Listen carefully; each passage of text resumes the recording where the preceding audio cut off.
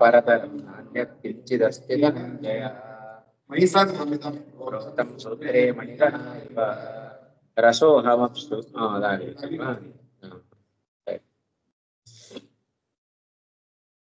ಬನ್ನಿ ಇಲ್ಲಿ ಇಟ್ಕೊಂಡ್ಬಿಡಿ ಏನಂತ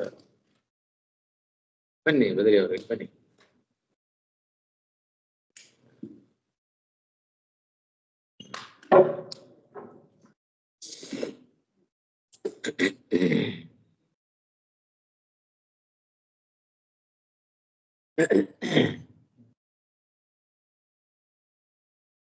रसोऽहमप्सु कौन्तेय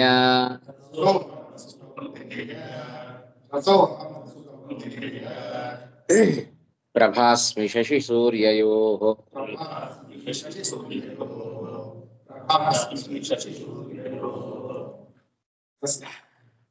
प्रणवः सर्ववेदेषु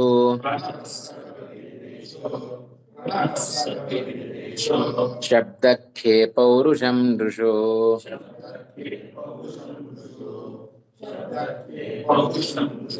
रसोऽहमप्सु कौन्तेय प्रभास्मि शशिसूर्ययोः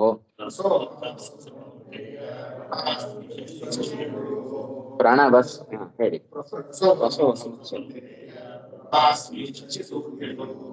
प्रणवः सर्ववेदेषु शब्दखे पौरुषं नृषु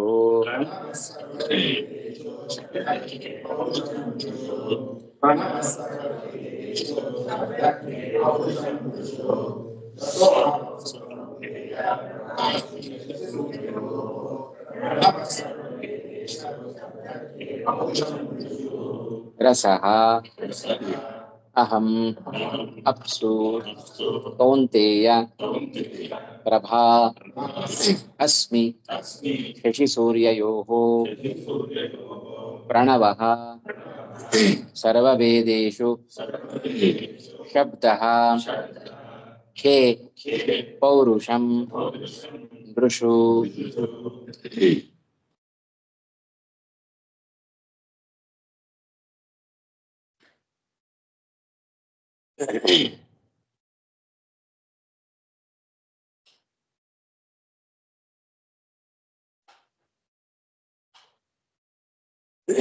ಇದೇ ಅಧ್ಯಾಯದ 2ನೇ ಶ್ಲೋಕದಲ್ಲಿ ಕೃಷ್ಣ ಒಂದು ಮಾತನ್ನು ಹೇಳಿದ. ಜ್ಞಾನಂ ತೇಹಂ ಸವಿಜ್ಞಾನಂ, ವಿಜ್ಞಾನದಿಂದ ಸಹಿತವಾದ ಜ್ಞಾನವನ್ನ ನಾನು ನಿನಗೆ ಉಪದೇಶವನ್ನ ಪಡ್ಕೊಳ್ತೇನೆ. ಅದನ್ನು ಕೇಳಿಬಿಟ್ರೆ ಮತ್ತೊಮ್ಮೆ ನಿನಗೆ ಕೇಳಬೇಕಾದ್ದು ಏನೂ ಉಳಿಯೋದಿಲ್ಲ, ಅಷ್ಟು ವಿಸ್ತಾರವಾಗಿ ನಾನು ನಿನಗೆ ಹೇಳುತ್ತೇನೆ ಅಂತ ಹೇಳಿ ಮುಂದಿನ 4-4.5 ಶ್ಲೋಕದಲ್ಲಿ ಭಗವತ್ಪರವಾದ ಜ್ಞಾನದ ಬಗ್ಗೆ ಭಗವಂತ ತಾನು ತಿಳಿಸಿಕೊಟ್ಟ. ಇನ್ನು ಆ ಶ್ಲೋಕದಲ್ಲಿ ಪ್ರತಿಜ್ಞೆ ಮಾಡಿದ ವಿಜ್ಞಾನದ ಬಗ್ಗೆಯೂ ತಿಳಿಸಿಕೊಡ್ತಾ ಇದೆ. ವಿಶೇಷೇಣ ಜ್ಞಾನಂ ವಿಜ್ಞಾನ, ಜ್ಞಾನಂ ಸಾಮಾನ್ಯ ಜ್ಞಾನ, ವಿಶೇಷೇಣ ಜ್ಞಾನಂ ವಿಜ್ಞಾನಂ. ಏನದು ವಿಜ್ಞಾನ ಅಂತ ಹೇಳಿದ್ರೆ, ಆ ವಿಜ್ಞಾನ ಅಂದ್ರೆ ಏನು ಅಂತ ವಿಜ್ಞಾನವನ್ನೂ ನಾನು ತಿಳಿಸ್ಕೊಡ್ತೇನೆ ಅಂತ, ವಿಜ್ಞಾನವನ್ನು ಕೂಡ ನಾನು ಹೇಳುತ್ತೇನೆ ಅಂತ ಕೃಷ್ಣ ಪರಮಾತ್ಮ ಹಿಂದೆ ತಾನು ಪ್ರತಿಜ್ಞೆಯನ್ನು ಮಾಡಿದ್ದಾನೆ. ಹಿಂದೆ ಮಾಡಿದ್ದು ವಿಜ್ಞಾನದಿಂದ ಸಹಿತವಾದ ಜ್ಞಾನವನ್ನ ನಾನು ತಿಳಿಸ್ಕೊಡ್ತೇನೆ. ಅಲ್ಲಿ ಜ್ಞಾನ ಶಬ್ದಕ್ಕೆ ಜ್ಞಾತವ್ಯಂ ಅಂತ ಅರ್ಥ ಮಾಡಬೇಕು. ಅಂದ್ರೆ ತಿಳಿಲಿಕ್ಕೆ ಏನೇನು ಯೋಗ್ಯವಾದದ್ದೋ ಅದನ್ನೆಲ್ಲ ನಾನು ತಿಳಿಸ್ಕೊಡ್ತೇನೆ ಅಂತ.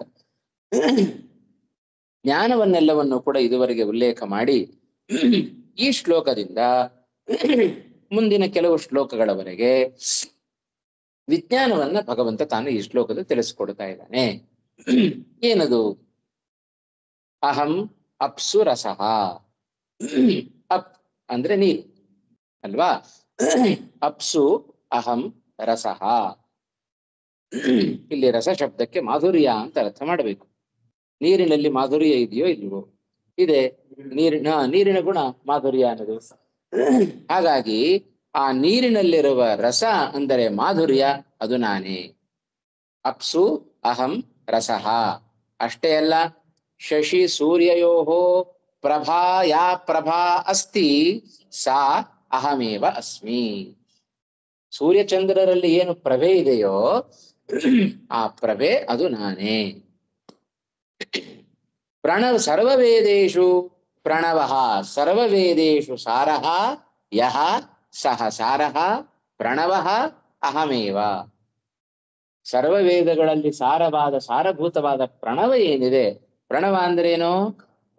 ಓಂಕಾರ, ಅದು ನಾನೇ. ವೇದದ ಸಾರ ಅದು. ಖೇ ಶಬ್ದ ಅಹಮೇವ ಅಸ್ಮಿ. ಖಂ ಅಂದ್ರೆ ಆಕಾಶ ಅಂತ ಅರ್ಥ.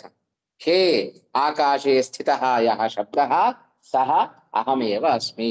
ನಾನೇ ಶಬ್ದನಾಗಿದ್ದೇನೆ. ಅಷ್ಟೇ ಅಲ್ಲ, ನೃಷು ಪೌರುಷಮಪಿ ಅಹಮೇವ. ಮನುಷ್ಯರಲ್ಲಿರುವ ಪೌರುಷವೂ ಕೂಡ ನಾನೇ ಆಗಿದ್ದೇನೆ. ಇದು ವಿಜ್ಞಾನ ಅಂತ ಕೃಷ್ಣ ಹೇಳ್ಕೊಳ್ತಾ ಇದ್ದಾನೆ. ತುಂಬಾ ಇದೆ ಈ ಶ್ಲೋಕದಲ್ಲಿ ವಿಷಯ ನೋಡ್ಲಿಕ್ಕೆ. ಒಂದೊಂದಾಗಿ ನೋಡ್ತಾ ನೋಡ್ತಾ ಹೋಗೋಣ. ಇದಿಷ್ಟು ಮೂಲದ ಅಭಿಪ್ರಾಯ. ಅಹಂ ಅಪ್ಸುರಸಃ ಹೇ ಕೌಂತೆಯ. ಅರ್ಜುನನನ್ನು ಕುರಿತು ಸಂಬೋಧನೆ ಮಾಡ್ತಾ ಇದ್ದಾನೆ. ಕುಂತ್ಯಾಹ ಅಪತ್ಯಂ ಪುಮಾನ್ ಕೌಂತೆಯ ತತ್ಸಂಬುದ್ಧೌ ಕೌಂತೆಯ. ಹೇ ಕೌಂತೆಯ, ಹೇ ಅರ್ಜುನ, ಅಹಂ ಅಪ್ಸುರಸಃ ಶಶಿಸೂರ್ಯಯೋಃ ಪ್ರಭಾ ಅಸ್ಮಿ. ಸರ್ವವೇದೇಷು ಪ್ರಣವಃ ಅಸ್ಮಿ. ಖೇ ಶಬ್ದಃ ಅಸ್ಮಿ. ನೃಷು ಪೌರುಷಂ ಅಸ್ಮಿ. ಆ ಅಸ್ಮಿ ಅನ್ನೋದನ್ನ ಎಲ್ಲಾ ಕಡೆಯೂ ಕೂಡ ಅನ್ವಯವನ್ನು ನಾವು ಮಾಡ್ಕೊಳ್ತಾ ಹೋಗ್ಬೇಕು. ಸರಿನಾ? ಸರ್ವವೇದೇಶು ಪ್ರಣವಃ ಅಂತ ಹೇಳಿದ್ರು. ಒಂದು ಮಾತು ಹೇಳಿದ ಕೃಷ್ಣ ಪರಮಾತ್ಮ. ಇಡೀ ವೇದಗಳಲ್ಲಿ ಆಗ್ತಾ ಇದೆಯಾ? ಇಡೀ ವೇದಗಳಲ್ಲಿ ಸಾರ, ವೇದಗಳ ಸಾರ ಅದು ಪ್ರಣವ ಅಂತ ಹೇಳಿದ. ಹೇಗೆ? ಪ್ರಣವ ಶಬ್ದಕ್ಕೆ ಓಂಕಾರ ಅಂತ ಅರ್ಥ. ಹೌದಾ? ಆ ಓಂಕಾರದಲ್ಲಿ ಒಟ್ಟು ಎಷ್ಟು ಅಕ್ಷರಗಳಿದ್ದಾವೆ? ಯಾವ್ದು ಹೇಳ್ರಿ ನೋಡೋಣ. ನಾದ ಬಿಂದು ಹೇಳಾಯ್ತು. ಒಂದು ಬಿಟ್ರಿ ನಾದ ಬಿಂದು ಘೋಷ ಶಾಂತ ಅತಿಶಾಂತ. ಹೀಗೆ ಶಾಂತ ಪ್ಲಸ್ ಈ ಮೂರು. ಆಯ್ತಾ? ಹಾಗಾಗಿ ಇದು ಪ್ರಣವ ಅಂತಕ್ಕಂಥದ್ದು ಅದು 8 ಬೇರೆ. ಆಯ್ತಾ? ಪ್ರಧಾನವಾಗಿ ಆ ಉ ಮ ಈ ಮೂರು ಸೇರಿ ಓಂ ಅಂತ ಆಯ್ತು. ಆ ಓಂಕಾರ ಸಕಲ ವೇದಗಳ ಸಾರ. ಹೇಗೆ? 3 ಅಕ್ಷರದ ಓಂಕಾರ. ಆ 3 ಅಕ್ಷರದ ಓಂಕಾರದ ವಿಸ್ತಾರವೇ ವ್ಯಾಹೃತಿ. ಭೂಹು ಭುವಃ ಸುವಃ ಅನ್ನುವ ವ್ಯಾಹೃತಿ ಅದು 3 ಅಕ್ಷರದ ಓಂಕಾರದ ವಿಸ್ತಾರ. 3 ಪದದ ಭೂಹು ಭುವಃ ಸುವಃ ಎನ್ನುವ ವ್ಯಾಹೃತಿಯ ವಿಸ್ತಾರವೇ 3 ಪಾದಗಳ ಗಾಯತ್ರಿ. ತತ್ಸವಿತುರ್ವರೆಣ್ಯಂ ಭರ್ಗೋ ದೇವಸ್ಯ ಧೀಮಹಿ ಧಿಯೋ ಯೋ ನಃ ಪ್ರಚೋದಯಾತ್. 3 ಪದಗಳ ವಿಸ್ತಾರ 3 ಪಾದದ ಗಾಯತ್ರಿ. ಆ 3 ಪಾದದ ಗಾಯತ್ರಿಯ ವಿಸ್ತಾರವೇ 3 ವರ್ಗಗಳ ಪುರುಷ ಸೂಕ್ತ. 3 ವರ್ಗಗಳ ಪುರುಷ ಸೂಕ್ತ ವಿಸ್ತಾರವೇ 3 ವೇದ, ಸಾಮಾಥರ್ವ ವೇದಗಳು. ಹಾಗಾಗಿ 3 ವೇದಗಳ ಸಾರ ಪುರುಷ ಸೂಕ್ತ, ಪುರುಷ ಸೂಕ್ತದ ಸಾರ ಗಾಯತ್ರಿ, ಗಾಯತ್ರಿಯ ಸಾರ ವ್ಯಾಹೃತಿ, ವ್ಯಾಹೃತಿಯ ಸಾರವೇ ಓಂಕಾರ. ಹಾಗಾಗಿ ಒಂದು ಬಾರಿ ಓಂ ಅಂತ ನಾವು ಪಠನ ಮಾಡಿದರೆ ಇಡೀ ವೇದಗಳನ್ನ ನಾವು ಪಠನ ಮಾಡಿದಂತೆ. ಅನುಸಂಧಾನ ಬರಬೇಕು, ಜೊತೆಗೆ ಅದರ ಅನುಷ್ಠಾನವೂ ಬರಬೇಕು. ಬರೋದಿಲ್ಲ, ಅಷ್ಟು ಸುಲಭ ಅಲ್ಲ. ಓಂಕಾರದಿಂದ ಸಕಲ ವೇದಗಳ ಸಾರವನ್ನು ತಿಳಿದುಕೊಳ್ಳೋದು ಅದಷ್ಟು ಸುಲಭದ ಮಾತಲ್ಲ. ಅದೆಲ್ಲ ದೊಡ್ಡವರ ಯೋಗ್ಯತೆ. ಆಯ್ತಾ? ಹಾಗಾಗಿ ಕೃಷ್ಣ ಇಲ್ಲಿ ಹೇಳಿದ್ದು ಸರ್ವ ವೇದೇಶು ಅಹಂ ಸಾರಃ ಪ್ರಣವಃ ಅಹಮೇವ ಅಂತ ಹೇಳಿ. ಆಯ್ತಾ? ಇದಿಷ್ಟು ಮೂಲದ ಅಭಿಪ್ರಾಯ. ಇಲ್ಲಿ ಅಸ್ಮಿ ಅನ್ನೋದೊಂದು ಕ್ರಿಯಾಪದ. ಮುಂದಿನ ಅನೇಕ ಶ್ಲೋಕಗಳಿಗೂ ಕೂಡ ಅದು ಅನ್ವಯಿಸುತ್ತೆ. ಅಸ್ಮಿ ಅನ್ನೋದು ಹೇಳಿ ಅಸಂಭುವಿ. ಇಲ್ಲಿಲ್ಲ, ನೀವು ಎಲ್ಲ ಸಂಚಾರ ಮಾಡ್ತಾ ಇದ್ದೀರಿ. ಅಸ್ಮಿ ಅನ್ನೋದು ಅಸಭುವಿ ಧಾತುವಿನ ಲಟ್ಲಕಾರದ ಉತ್ತಮ ಪುರುಷ ಏಕವಚನ. ಅಸ್ಮಿ. ಶಶಿಶ್ಚ ಸೂರ್ಯಶ್ಚ ಶಶಿಸೂರ್ಯೌ ತಯೋಹೋ ಶಶಿಸೂರ್ಯಯೋಹೋ ಅಹಂ ಅಪ್ಸು. ಅಪ್ಸು ಅನ್ನೋದು, ಅಪ್ಸು ಶಬ್ದ ನಡೆಸೋದು ಹೇಗೆ? ನಡೆಸಿ. ಆಯ್ತಾ? ಅದು ನಿತ್ಯ ಬಹುವಚನಾಂತವಾದ ಶಬ್ದ. ಆಯ್ತಾ? ಆಪಹ ಆಪಹ ಆಯ್ತಾ, ಅಪಾಂ ಆಪಹ ಆಪಹ ಅದ್ಭಿಃ ಅದ್ಭ್ಯಃ ಅದ್ಭ್ಯಃ ಅದ್ಭ್ಯಃ ಅಪಾಂ ಅಪ್ಸು. ಹೀಗೆ ಚತುರ್ಥಿ ಪಂಚಮಿ ಷಷ್ಠಿ ಮೂರರದ್ದು ಬಹುವಚನ ಒಂದೇ. ತೃತೀಯ ಅದ್ಭಿಃ, ಆಪಹ ಆಪಹ ಪ್ರಥಮ ದ್ವಿತೀಯ, ಅದ್ಭಿಃ ತೃತೀಯ, ಅದ್ಭ್ಯಃ ಚತುರ್ಥಿ, ಅದ್ಭ್ಯಃ ಪಂಚಮಿ, ಅದ್ಭ್ಯಃ ಷಷ್ಠಿ, ಅಪ್ಸು ಸಪ್ತಮಿ. ಹೀಗೆ ನಿತ್ಯ ಬಹುವಚನಾಂತವಾದ ಶಬ್ದ ಅಪ್ಸು ಅನ್ನೋದು. ಹಾಗಾಗಿ ಅಪ್ಸು ಅಂದ್ರೆ ನೀರಿನಲ್ಲಿ ಅಂತ ಅರ್ಥ. ಇದರ ಈಗ ಇಷ್ಟು ಮೂಲಕ ಅರ್ಥ ಆಯ್ತಾ? ಈ ವಿವರಿತೆಯನ್ನು ನೋಡ್ತಾ ಹೋಗೋದು. ಜ್ಞಾನಂ ತೇಹಂ ಇತಿ ಜ್ಞಾನಪದೇನ ಪ್ರತಿಜ್ಞಾತಂ ಜ್ಞಾತವ್ಯಂ ಭೂಮಿರಾಪಹ ಇತ್ಯಾದಿ ಶ್ಲೋಕ ಚತುಷ್ಟಯೇನ ಉಕ್ತ್ವಾ. ಹೌದಾ? ಅರ್ಥ ಆಗುತ್ತಲ್ಲ ಓದ್ತಾ ಇದ್ರೆ? ವಾಕ್ಯಗಳಿಗೆ ಅರ್ಥ ಆಗದಿದ್ರೆ ಕೂಡಲೇ ಕೇಳಬೇಕು. ಹಾ, ಜ್ಞಾನಂ ತೇಹಂ ಇತಿ ಆ ಶ್ಲೋಕದಿಂದ ಜ್ಞಾನಪದದಿಂದ ಪ್ರತಿಜ್ಞಾತವಾದ ಅಂದ್ರೆ ಪ್ರತಿಜ್ಞೆ ಮಾಡಿದ, ಜ್ಞಾತವ್ಯಂ ತಿಳಿಯಲ್ಪಡಬೇಕಾದ ವಿಷಯಗಳು ಅಂತ ಹೇಳಿ ಭೂಮಿರಾಪಹ ಇತ್ಯಾದಿ ಶ್ಲೋಕ ಚತುಷ್ಟಯೇನ ಉಕ್ತ್ವಾ. ಆಯ್ತಾ? ಹಿಂದಿನ 4 ಶ್ಲೋಕಗಳಿಂದ ಹೇಳಿ ಅಧುನಾ ಅಲ್ಲಿ ಸವಿಜ್ಞಾನಂ ಜ್ಞಾನಂ ವಕ್ಷ್ಯಾಮಿ ಅಂತ ಪ್ರತಿಜ್ಞೆ ಮಾಡಿದ್ದು. ವಿಜ್ಞಾನ ಅಂದ್ರೆ ಏನು? ವಿಜ್ಞಾನ ಪದೇನ ಪ್ರಾಕ್ ಪ್ರತಿಜ್ಞಾತಂ ಅದನ್ನು ಹೇಳಿದ್ದಾನೆ. ವಿಜ್ಞಾನವನ್ನು ಹೇಳುತ್ತೇನೆ, ಜ್ಞಾನವನ್ನು ಹೇಳುತ್ತೇನೆ ಅಂತ ಎರಡನ್ನೂ ಪ್ರತಿಜ್ಞೆ ಮಾಡಿದ್ದಾನೆ. ಜ್ಞಾನ ಅಂದ್ರೆ ಏನು ಅಂತ ಇದುವರೆ ಪ್ರತಿಜ್ಞೆ ಮಾಡಿದ್ದಾನೆ, ತಿಳಿಸ್ಕೊಟ್ಟ 4 ಶ್ಲೋಕಗಳಿಂದ. ವಿಜ್ಞಾನ ಅಂದ್ರೆ ಏನು ಅಂತ ಪ್ರಶ್ನೆ ಬಂದಾಗ ವಿಜ್ಞಾತಂ ವಿಜ್ಞಾನ ಪದೇನ ಪ್ರಾಕ್ ಪ್ರತಿಜ್ಞಾತಂ ವಿಶೇಷೇಣ ಜ್ಞಾತವ್ಯಂ ಹರೇಹೇ ಅಲೌಕಿಕ ಮಾಹಾತ್ಮ್ಯಂ ಆಹಾ. ಹರೇಹೇ ಭಗವಂತನ ಅಲೌಕಿಕವಾದ ಮಾಹಾತ್ಮ್ಯವನ್ನ ಆಹಾ ಈ ಶ್ಲೋಕದಿಂದ ಹೇಳ್ತಾ ಇದ್ದಾನೆ. ಇದು ವಿಜ್ಞಾನ. ವಿಜ್ಞಾನ ಅಂದ್ರೆ ಏನು ಅದನ್ನೇ ಈ ಶ್ಲೋಕದಲ್ಲಿ ಹೇಳ್ತಾ ಇದ್ದಾನೆ. ರಸಃ ಇತಿ. ಆಯ್ತಾ? ರಸಃ ಇತಿ ಅನ್ನೋದು ಅದು ಪ್ರತೀಕ ಗ್ರಹಣ ಮಾಡಿದ್ದದು. ಆಯ್ತಾ? ಅದಕ್ಕೆ ಪ್ರತೀಕ ಗ್ರಹಣ ಅಂತ ಕರೀತಾರೆ. ಮೂಲದಲ್ಲಿರುವ ಪದವನ್ನ ಅಲ್ಲಿ ಗ್ರಹಣ ಮಾಡಿ ಅದಕ್ಕೆ ವ್ಯಾಖ್ಯಾನದಲ್ಲಿ ಪೀಠಿಕೆಯನ್ನು ಕೊಡ್ತಾ ಹೋಗ್ತಾರೆ. ಅದಕ್ಕೆ ನಾವು ಪ್ರತೀಕ ಗ್ರಹಣ ಅಂತ ಕರಿತೇವೆ. ಎಲ್ಲಿ ರಸಃ ಇತಿ ಅಂತ ಬರುತ್ತೋ ಅದಕ್ಕೆ ಇದು ಪೀಠಿಕೆ ಅಂತ ಅರ್ಥ. ವ್ಯಾಖ್ಯಾನವನ್ನು ಅರ್ಥ ಮಾಡಿಕೊಳ್ಳುವ ಕ್ರಮ ಅದು. ಬರಿ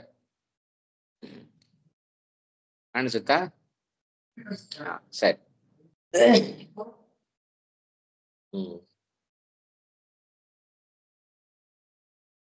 ಅಪ್ಸು ಸಾರಭೂತಃ ಯಹ. ನೋಡಿ ಈಗ ಅದಕ್ಕೆ ಬಿಡಿಸ್ತಾ ಇದ್ದಾರೆ. ಇದು ವಿಜ್ಞಾನ ಅಂತ ಹೇಗೆ? ಜ್ಞಾನಕ್ಕೂ ವಿಜ್ಞಾನಕ್ಕೂ ಏನ್ ವ್ಯತ್ಯಾಸ ಅದನ್ನ ಈ ಶ್ಲೋಕದಲ್ಲಿ ತಿಳಿಸ್ಕೊಡ್ತಾ ಇದ್ದಾನೆ. ಮೂಲವನ್ನು ಗಮನಿಸ್ತಾ ಹೋಗಬೇಕು, ಅದರ ಜೊತೆ ವಿವೃತಿಯನ್ನು ಗಮನಿಸ್ತಾ ಹೋಗಬೇಕು. ಅವಾಗ ನಮ್ಗೆ ಕರೆಕ್ಟ್ ಅರ್ಥ ಆಗುತ್ತೆ. ಮೂಲ ಹೇಳ್ತಾ ಇದೆ ಅಪ್ಸು ಅಹಂ ರಸಃ, ನೀರಿನಲ್ಲಿ ರಸ ನಾನೇ ಆಗಿದ್ದೇನೆ. ಇದರಿಂದ ಏನ್ ಅರ್ಥ ಆಯ್ತು ನಿಮಗೆ? ನೀರಿನಲ್ಲಿರುವ ರಸ ಅದು ನಾನೇ ಅಂತ ಹೇಳಿದ್ರಿಂದ ಏನ್ ಅರ್ಥ ಆಯ್ತು? ನೇರವಾಗಿ ಹೇಳಬೇಕು.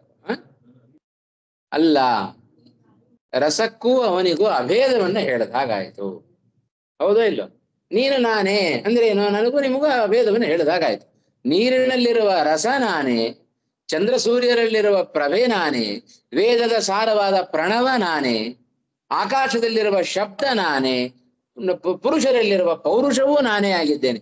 ಎಲ್ಲದಕ್ಕೂ ಕೃಷ್ಣ ಅಭೇದವನ್ನ ಹೇಳ್ಕೊಂಡ್ಬಿಟ್ಟ. ಅದನ್ನೇ ಬಿಡಿಸುವ ಕೆಲಸವನ್ನೇ ರಾಯರು ಮಾಡ್ತಾರೆ. ಆಯ್ತಾ? ಮೂಲ ಶ್ಲೋಕಕ್ಕೆ ಇಷ್ಟ ಅಭಿಪ್ರಾಯ ಆಗುತ್ತೆ, ಹೌದೋ ಇಲ್ಲೋ? ಎಲ್ಲದಕ್ಕೂ ಕೂಡ ನಮ್ಮ ಅಭೇದವನ್ನ ಭಗವಂತನಿಗೆ ಹೇಳಿದ ಹಾಗಾಗತ್ತೆ. ಹಾಗಾದ್ರೆ ಅಭೇದ ಉಂಟೋ ಭೇದ ಉಂಟೋ ಅನ್ನೋದನ್ನ ಚಿಂತನೆ ಮಾಡಬೇಕು. ಸರಿನಾ? ಅದನ್ನ ರಾಯರು ಬಿಡಿಸ್ತಾ ಹೋಗ್ತಾರೆ. ಅಪ್ಸು ಸರಿಯಾಗಿ ಗಮನಿಸಿರಿ. ಅಪ್ಸು ಸಾರಭೂತಃ ಯಹ ರಸಃ ತಸ್ಯ ಅಪಾಂ ಅನಾಗಂತುಕ ಸ್ವಭಾವತ್ವೇ. ನಮ್ಮ ನೀರಿನಲ್ಲಿರುವ ರಸ ಅದು ನಾನೇ ಆಗಿದ್ದೇನೆ ಅಂತ ಕೃಷ್ಣ ಹೇಳ್ಕೊಳ್ತಾ ಇದ್ದಾನಲ್ಲ, ಏನದರ ಅಭಿಪ್ರಾಯ? ನೀರಿನಲ್ಲಿರುವ ರಸ ಅಂದ್ರೆ ಮಾಧುರ್ಯ, ಅದು ನೀರಿನ ಸ್ವಾಭಾವಿಕವಾದ ಗುಣ. ಅದು ನೀರಿನಲ್ಲಿ ಮಾಧುರ್ಯ ಅದು ನೀರಿನ ಸ್ವಾಭಾವಿಕವಾದ ಗುಣ. ಇದು ಅನಾಗಂತು ಆಗಂತುಕ ಅನಾಗಂತುಕ. ಆಗಂತುಕ ಅಂತ ಹೇಳಿದ್ರೆ ಹೊರಗಡೆ ತಂದುಕೊಂಡದ್ದು, ಅನಾಗಂತುಕ ಅಂದ್ರೆ ಒಳಗೆ ಇದ್ದದ್ದು. ಅದರದ್ದೇ ಗುಣ, ಸ್ವರೂಪ ಅಂತ ಅರ್ಥ, ಅದರ ಸ್ವಭಾವ ಅಂತ ಅರ್ಥ. ಅಪಾಂ ಅನಾಗಂತುಕ ಸ್ವಭಾವತ್ವೇ, ನೀರಿನ ಸ್ವಾಭಾವಿಕವಾದ ಸ್ವಭಾವತ್ವೇ. ನೀರಿನ ರಸ ಅನ್ನೋದು ನೀರಿನ ಸ್ವಾಭಾವಿಕವಾದ ಗುಣವಾಗಲಿಕ್ಕೆ. ಎಲ್ಲ ಧರ್ಮವನ್ನ ಕೊಟ್ಟು ವಿಶೇಷಣವನ್ನ ಕೊಟ್ಟು ಇಲ್ಲಿ ವಿವರಣೆಯನ್ನ ಕೊಟ್ಟರು, ವಿವೃತಿಯಲ್ಲಿ ಬರಿತಾ ಹೋದ್ರು. ಆಯ್ತಾ? ರಸವು ನೀರಿನ ಸ್ವಾಭಾವಿಕವಾದ ಗುಣವಾಗಲಿಕ್ಕೆ ಅಬ್ಧರ್ಮೇಶು ಸಂಖ್ಯಾದಿಷು ಸಾರತ್ವೇ, ಆಯ್ತಾ, ರಸತ್ವೇ ವಿಶೇಷತಃ ಹರೇಹೇ ಕಾರಣತ್ವಾತ್ ತದ್ಭೋಕ್ತೃತ್ವಾಚ್ಚ ಅಹಂ ರಸಃ ಇತಿ ಅಭೇದೋಕ್ತಿ. ಇಷ್ಟು ಕಾರಣ ಕೊಟ್ಟರು. ನೀರಿನಲ್ಲಿರುವ ರಸ ಅದು ನಾನೇ ಆಗಿದ್ದೇನೆ ಅಂತ ಕೃಷ್ಣ ಹೇಳ್ಕೊಳ್ಲಿಕ್ಕೆ ಎಷ್ಟು ಕಾರಣಪ್ಪ ಅಂತ ಹೇಳಿದ್ರೆ, ನೀರಿನಲ್ಲಿ ರಸ ಸ್ವಾಭಾವಿಕವಾಗಿ ಇರುವುದಕ್ಕೆ ಎಷ್ಟೆಷ್ಟಕ್ಕೆ ಭಗವಂತ ಕಾರಣ ಆಗಿದ್ದಾನೆ ಅನ್ನೋದನ್ನ ಅರ್ಥ ಮಾಡ್ಕೊಳ್ಬೇಕು ನಾವು. ರಸ ನಾನೇ ಆಗಿದ್ದೇನೆ ಅಂದ್ರೆ ಸಂಪೂರ್ಣ ಅವನೇ ಅಂತ ಅರ್ಥ. ಅವನನ್ನು ಬಿಟ್ಟು ಬೇರೆ ಏನೂ ಇಲ್ಲ. ಏನೇನಿರ್ಲಿಕ್ಕೆ ಸಾಧ್ಯತೆ ಇತ್ತು? ನೀರಿನಲ್ಲಿ ರಸ ಅದು ಸ್ವಾಭಾವಿಕವಾದ ಗುಣವಾಗ್ಲಿಕ್ಕೆ, ಅಪ್ಧರ್ಮೇಶು ಅಪ್ಪನಲ್ಲಿ ನೀರಿನಲ್ಲಿ ಈ ರಸ ಒಂದೇ ಇಲ್ಲ, ಗುಣಗಳು ಬೇಕಾದಷ್ಟು ಗುಣಗಳಿದ್ದಾವೆ, ಸಂಖ್ಯಾದಿ ಗುಣಗಳಿದ್ದಾವೆ. ಆ ಎಲ್ಲ ಸಂಖ್ಯಾದಿ ಗುಣಗಳ ಮಧ್ಯದಲ್ಲಿ ರಸಕ್ಕೆ ಸಾರತ್ವವನ್ನ ತಂದುಕೊಟ್ಟ. ಸಾರತ್ವವನ್ನ ತಂದುಕೊಡುವ ವಿಷಯದಲ್ಲಿ, ರಸದಲ್ಲಿ ರಸತ್ವ ಇರುವ ವಿಷಯದಲ್ಲಿ, ರಸದಲ್ಲಿ ರಸತ್ವ ಉಂಟು ತಾನೆ, ಮನುಷ್ಯರಲ್ಲಿ ಮನುಷ್ಯತ್ವ ಇಲ್ವಾ? ಪ್ರತಿಯೊಂದು ವಸ್ತುಗಳಲ್ಲಿಯೂ ಕೂಡ ಅದರದ್ದೇ ಆದ ಧರ್ಮಗಳಿದ್ದಾವೆ. ಘಟದಲ್ಲಿ ಘಟತ್ವ ಇದೆ, ಪಟದಲ್ಲಿ ಪಟತ್ವ ಇದೆ, ಮನುಷ್ಯರಲ್ಲಿ ಮನುಷ್ಯತ್ವ ಇದೆ. ಹಾಗಾಗಿ ಗೋವಿನಲ್ಲಿ ಗೋತ್ವ ಇದೆ. ಇವೆಲ್ಲ ಇರುವಂತೆ ರಸದಲ್ಲಿಯೂ ರಸತ್ವ ಇದೆ. ಸಂಖ್ಯೆ ಅಲ್ಲ, ಅದನ್ನ ಹೇಳ್ತಾ ಇಲ್ಲ, ಅದನ್ನ ಗಮನಿಸಬೇಕು. ರಸ ನೀರಿನಲ್ಲಿ ರಸ ಒಂದೇ ಗುಣ ಅಲ್ಲ, ಸಂಖ್ಯಾದಿ ಅನೇಕ ಗುಣಗಳಿದ್ದಾವೆ. ಆ ಅನೇಕ ಗುಣಗಳ ಮಧ್ಯದಲ್ಲಿ ಈ ರಸಕ್ಕೆ ಸಂಖ್ಯಾದಿ, ಈ ಸಂಖ್ಯಾ ಇದು ಸ್ವಲ್ಪ ನೀರು, ಜಾಸ್ತಿ ನೀರು, ಆಯ್ತಾ, ಇನ್ನು ಅದರಂತೆ ಬೇಕಾದಷ್ಟು ಬಣ್ಣ ಇದೆ. ಹೀಗೆ ಅನೇಕ ಸಂಖ್ಯಾದಿ ಅನೇಕ ಗುಣಗಳಿದೆ. ಅವೆಲ್ಲದರ ಮಧ್ಯದಲ್ಲಿ ರಸಕ್ಕೆ ಸಾರತ್ವವನ್ನು ತಂದುಕೊಟ್ಟದ್ದು, ರಸದಲ್ಲಿ ರಸತ್ವವನ್ನು ತಂದುಕೊಟ್ಟದ್ದು, ಆ ರಸದ ಭೋಕ್ತೃವಾದದ್ದು ಎಲ್ಲವೂ ನಾನೇ ಅಂತ ಅರ್ಥ. ಹಾಗಾದ್ರೆ ಏನು ಉಳಿತು? ಏನು ಉಳಿಲಿಲ್ಲ. ಹಾಗಾಗಿ ಕೃಷ್ಣ ಹೇಳಿಕೊಂಡ ಅದು ನಾನೇ ಅಂತ ಹೇಳಿಕೊಂಡ. ಏನೇನು ಬೇಕೋ ಆ ಇದರ ರಸಕ್ಕೆ ಅದೆಲ್ಲವೂ ಅವನೇ ಆಗಿದ್ದಾನೆ. ಹಾಗಾಗಿ ಹೇಳ್ಕೊಳ್ಳೋದ್ರಲ್ಲಿ ಏನು ತಪ್ಪಿಲ್ಲ. ಈ ಮನೆ ನಾನೇ ಹೇಳ್ಕೊಂಡಿದ್ವಿ, ನಂದೇ ಅಂತ ಅರ್ಥ. ಅದಕ್ಕೆ ಅಷ್ಟು ಅದರಲ್ಲಿ ಇನ್ವಾಲ್ವ್ ಆಗ್ಬಿಟ್ಟಿದ್ದೇವೆ ನಾವು ಅಂತ ಅರ್ಥ. ಲೋಕದಲ್ಲಿ ಆ ರೀತಿ ಪದ ಬಳಕೆ ಉಂಟೋ ಇಲ್ವೋ? ಸಂಪೂರ್ಣ ಆದಾಗ ಅದಕ್ಕೂ ನಮಗೂ ಅಭೇದವನ್ನು ಹೇಳ್ಕೊಳ್ಳೋದುಂಟು. ಅಲ್ಲಿ ಹೋಗೋದು ಬೇಡ ಇವ, ಆ ಅಭೇದಕ್ಕೆ ಹೋಗೋದು ಬೇಡ ಇವ, ಆಯ್ತಾ? ಇಲ್ಲಿ ಪದಾರ್ಥಗಳ ಬಗ್ಗೆ ಹೇಳ್ತಾ ಇದ್ದಾರೆ. ಅಲ್ಲಿ ಜೀವ ಈಶ್ವರನಿಗೂ ಅನೇಕ ಭಿನ್ನವಾದ ಲಕ್ಷಣಗಳಿದ್ದಾವೆ. ಜೀವೇಶ್ವರರಿಗೆ ಅಭೇದವನ್ನ ಹೇಳಲಿಕ್ಕೆ ಸಾಧ್ಯವೇ ಇಲ್ಲ, ಆಯ್ತಾ? ಹಾಗಾಗಿ ಯಾಕೆಂದ್ರೆ ಶ್ರೀಮದ್ ಆಚಾರ್ಯ ಒಂದು ಕಡೆ ಹೇಳುವಾಗ ಹೇಳ್ತಾರೆ, ಪ್ರಕರಣ ಗ್ರಂಥಗಳು ಉಪಾದ ಖಂಡದಲ್ಲಿ ಬರುತ್ತಲ್ಲ, ಜ್ಞಾಪಕ ಇದೆಯಾ? ಅಜ್ಞತ್ವಂ ಚಾಲ್ಪ ಶಕ್ತಿತ್ವಂ ದುಃಖಿತ್ವಂ ಸ್ವಲ್ಪ ಕರ್ತೃತ ಸರ್ವಜ್ಞತ್ವಾದಿ ಈಶ ಗುಣ ವಿರುದ್ಧ ಅನುಭೂತಿಗಾಹ. ಜೀವ ಎಲ್ಲ ಈಶ್ವರನಲ್ಲಿರುವ ವಿರುದ್ಧವಾದ ಗುಣವನ್ನೇ ತಾನು ಅನುಭವಿಸ್ತಾ ಇದ್ದಾನೆ. ಜೀವನಲ್ಲಿ ದುಃಖಿತ್ವ ಉಂಟು, ಅಜ್ಞತ್ವ ಉಂಟು, ಸ್ವಲ್ಪ ಕರ್ತೃತ್ವ ಉಂಟು. ಇದೆಲ್ಲ ಈಶನಲ್ಲಿರುವ ವಿರುದ್ಧವಾದ ಗುಣಗಳು. ಹಾಗಾಗಿ ಜೀವೇಶ್ವರರಿಗೆ ಸರ್ವಥಾ ಅಭೇದ ಸಾಧ್ಯ ಇಲ್ಲ. ಆದರೆ ರಸಕ್ಕೆ ನೋಡ್ರಿ, ಇದು ಹೇಳ್ತಕ್ಕಂಥ ಗುಣಗಳಿಗೆ, ಗುಣಗಳು ನಾನೇ ಆಗಿದ್ದೇನೆ ಅಂತ ಹೇಳಿದ್ರೆ ಎಷ್ಟರ ಮಟ್ಟಿಗೆ ಅದರಲ್ಲಿ ಇನ್ವಾಲ್ವ್ ಆಗಿದ್ದಾನೆ ಕೃಷ್ಣ ಭಗವಂತ. ಭೇದ ಇದ್ದೇ ಇದೆ, ಪ್ರತಿಯೊಂದಕ್ಕೂ ಭೇದ ಇದೆ. ರಸ ಬೇರೆ, ಗಂಧ ಬೇರೆ, ರೂಪ ಬೇರೆ, ಎಲ್ಲವೂ ಸ್ಪರ್ಶ ಬೇರೆ, ಏನೇನು 24 ಗುಣಗಳನ್ನು ಉಲ್ಲೇಖ ಮಾಡ್ತಾರೋ ಎಲ್ಲವೂ ಬೇರೆ. ಗುಣದಲ್ಲಿ ವ್ಯತ್ಯಾಸ ಇದೆ, ಗುಣಿಗಳಲ್ಲಿ ವ್ಯತ್ಯಾಸ ಇದೆ. ಹಾಗಾಗಿ ಇಷ್ಟು ಆ ರಸಕ್ಕೆ ಭಗವಂತನ ಕೊಡುಗೆ ಇಷ್ಟಿದೆ. ನೀರಿನಲ್ಲಿ ರಸ ಅದು ಸ್ವಾಭಾವಿಕವಾದ ಗುಣವಾಗ್ಲಿಕ್ಕೆ, ರಸದಲ್ಲಿ ರಸತ್ವ ಬರಲಿಕ್ಕೆ, ನೀರಿನಲ್ಲಿರುವ ಅನೇಕ ಗುಣಗಳಲ್ಲಿ ಈ ರಸಕ್ಕೆ ಸಾರತ್ವವನ್ನು ತಂದು ಕೊಡುವ ವಿಷಯದಲ್ಲಿ ಅಷ್ಟೇ ಅಲ್ಲ, ನೀರಿನಲ್ಲಿ ಸ್ವಾಭಾವಿಕವಾಗಿ ಗುಣವನ್ನ ತಾನು ಆಗಿಸಿ ಆ ರಸವನ್ನ ಭೋಗಿಸುವವ ಅದೇ ಭಗವಂತ. ಹಾಗಾಗಿ ಅಹಂ ರಸಃ ಅಸ್ಮಿ ಅಂತ ಇಷ್ಟು ಧೈರ್ಯವಾಗಿ ಹೇಳ್ಕೊಂಡ ಕೃಷ್ಣ. ಅವನಿಗೆ ಹೇಳ್ಕೊಳ್ಳಿಕ್ ತಾಕತ್ತಿದೆ, ನಮಗ್ ಹಾಗೆ ತಾಕತ್ತಿಲ್ಲ. ನಾವೇನ್ ಕೊಟ್ಟಿದ್ದೇವೆ ರಸಕ್ಕೆ? ನಮ್ಮದೇನು ಪಾತ್ರ ಇಲ್ಲ. ಹಾಗಾಗಿ ರಸಃ ಅಹಂ ಅಸ್ಮಿ ನೋಡ್ರಿ, ಇದು ವಿಜ್ಞಾನ. ಇಷ್ಟು ಭಗವಂತನ ಕೊಡುಗೆ ಪ್ರಕೃತಿಯಲ್ಲಿದೆ ಅಂತ ತಿಳಿದುಕೊಳ್ಳೋದಿದೆಯಲ್ಲ, ಇದನ್ನೇ ವಿಶೇಷೇಣ ಜ್ಞಾನಂ ವಿಜ್ಞಾನಂ ಅಂತ ಕರೀತಾರೆ. ಇಷ್ಟರ ಹಿಂದಿನ ಏನು ಜಡ ಪ್ರಕೃತಿ ಮತ್ತು ಚಿತ್ ಪ್ರಕೃತಿ ಇವೆಲ್ಲವೂ ಕೂಡ ಭಗವಂತನ ಅಧೀನ ಆಗಿದೆ ಅಂತ ತಿಳಿದುಕೊಳ್ಳೋದು ಜ್ಞಾನ. ಆ ಜ್ಞಾನಕ್ಕೂ ಈ ಜ್ಞಾನಕ್ಕೂ ಎಷ್ಟು ವ್ಯತ್ಯಾಸ ಇದೆ ಹೇಳಿ ನೋಡಿ. ಹೌದಾ ಇಲ್ಲ? ವ್ಯತ್ಯಾಸ ಇದೆಯಾ ಇಲ್ಲ? ಆದ್ದರಿಂದ ಜ್ಞಾನ ವಿಜ್ಞಾನ. ಹಿಂದಿನ 4 ಶ್ಲೋಕಗಳಲ್ಲಿ ಜ್ಞಾನವನ್ನು ತಿಳಿಸಿಕೊಟ್ಟು ಮುಂದಿನ ಅನೇಕ ಶ್ಲೋಕಗಳಲ್ಲಿ ವಿಜ್ಞಾನವನ್ನು ತಿಳಿಸಿಕೊಡ್ತಾ ಇದ್ದಾನೆ. ಎಷ್ಟರ ಮಟ್ಟಿಗೆ ಭಗವಂತನ ಪಾತ್ರ ಇದೆ ಜಗತ್ತಿನಲ್ಲಿ ಅನ್ನೋದನ್ನ ಈ ಶ್ಲೋಕದ ತಿಳಿಸ್ಕೊಟ್ಟ. ಇದರಂತೆ ಒಂದು ಅರ್ಥ ಮಾಡ್ಕೊಂಡ್ಬಿಟ್ರೆ ಉಳಿದಂತೆ ಎಲ್ಲವೂ ಕೂಡ ಮುಂದಿನ ಅಷ್ಟು ಸುಲಭ ಆಗುತ್ತೆ. ಹಾಗಾಗಿ 2 ಸತಿ ಒತ್ತಿ ಹೇಳ್ತಾ ಇದ್ದೇನೆ ಇದನ್ನು. ಆಯ್ತಾ? ಇನ್ನೊಮ್ಮೆ ವಾಕ್ಯ ಓದ್ತೇನೆ.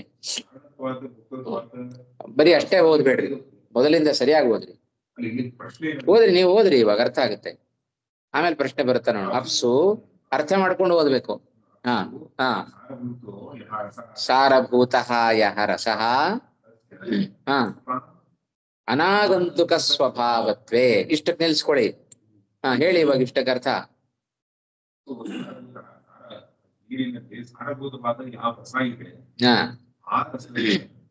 ಗಮನಿಸ್ಬೇಕು.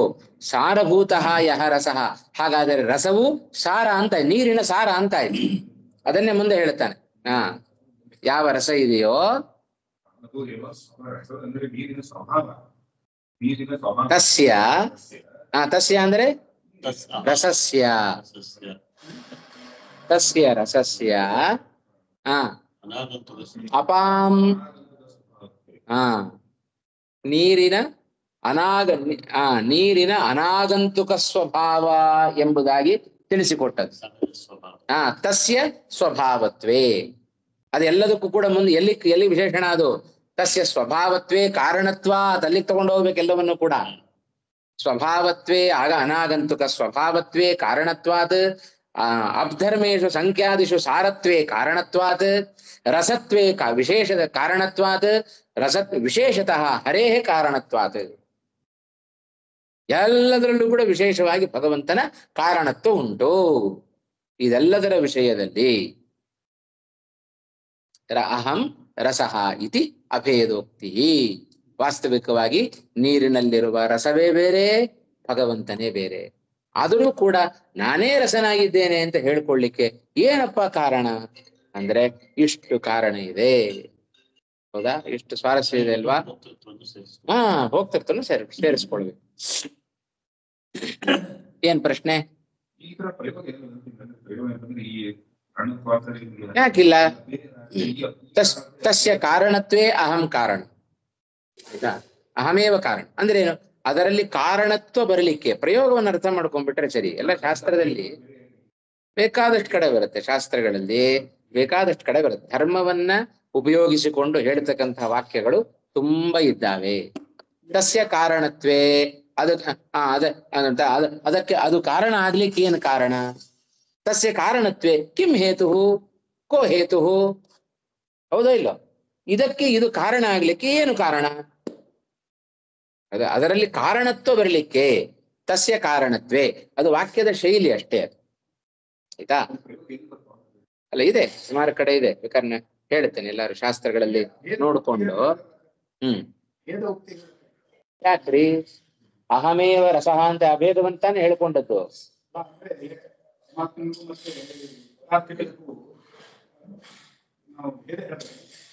ಅದಕ್ಕೆ ಹೇಳ್ತಾ ಇರೋದು ವಾಸ್ತವಿಕವಾಗಿ ಭೇದ ಇದೆ, ಇಲ್ಲಿ ಯಾಕೆ ಅಭೇದವನ್ನು ಹೇಳಿಕೊಂಡ ಅನ್ನೋದು ಚಿಂತನೆ ಮಾಡ್ತಾ ಇದ್ದೇವೆ.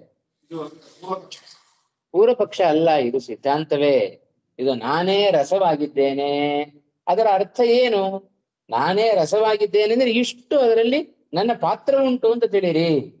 ವಾಸ್ತವಿಕವಾಗಿ ನಾನೇ ರಸನಾಗಿದ್ದೇನೆ ಅಂದ್ರೆ ನನಗೂ ರಸಕ್ಕೂ ಅಭೇದ ಇದೆ ಅಂತ ತಿಳಿಬೇಡ್ರಿ. ಅಭೇದವನ್ನು ಹೇಳಿದ್ದರ ಉದ್ದೇಶ ಏನಪ್ಪಾ ಅಂದ್ರೆ ಇಷ್ಟು ಉದ್ದೇಶ ಇದೆ, ಇಷ್ಟು ಕಾರಣಗಳಿಂದ. ಅದಕ್ಕೆ ಅಲ್ವ ಹೇಳಿದ್ದು, ಏನಾದ್ರು ಪರಿಪೂರ್ಣ ಇನ್ವಾಲ್ವ್ಮೆಂಟ್ ಇದ್ರೆ ನಾನೇ ಅದು ಅಂತ ಹೇಳ್ಕೊಳ್ಳೋದು ಲೋಕದಲ್ಲಿ ಇಲ್ವಾ? ಕೃಷ್ಣ ಹೇಳಿದ ಅಷ್ಟು ಇದರಲ್ಲಿ ಅವನ ಪಾತ್ರ ಅಡಗಿದೆ.